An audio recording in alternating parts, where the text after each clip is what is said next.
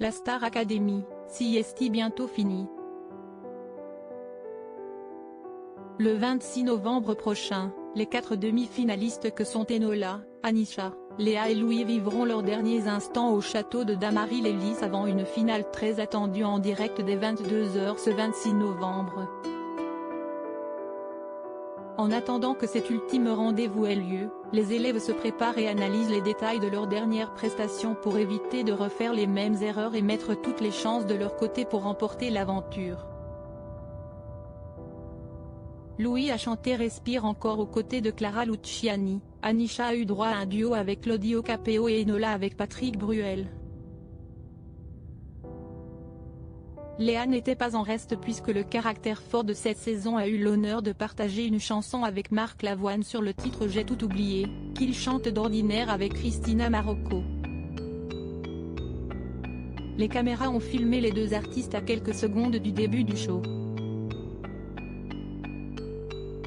Et si Léa est apparue divine dans une robe blanche, ce n'est pas ce détail ni même ses performances vocales qu'une partie du public a visiblement décidé de retenir.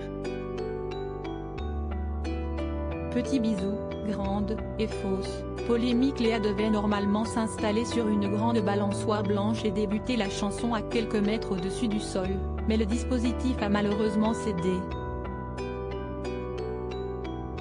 Seul un côté s'est actionné, rendant le support totalement instable et obligeant la chanteuse à se remettre sur ses pieds. Affectée par ce problème, Léa a eu l'impression de vivre la honte de sa vie.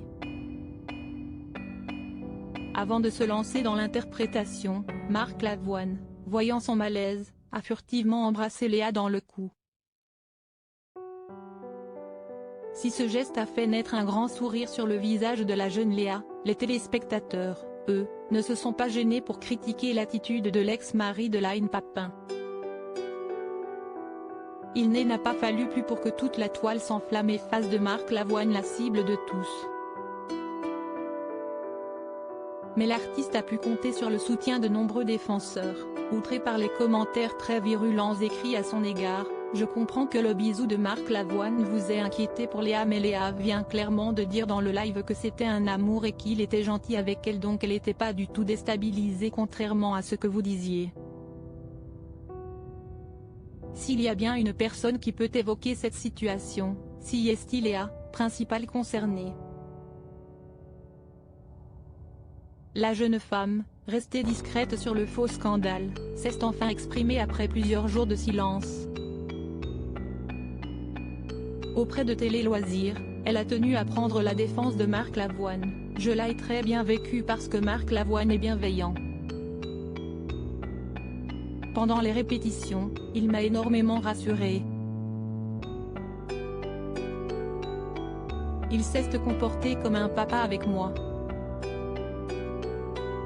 J'ai adoré chanter à ses côtés et je retiens mon évolution. Fin de polémique.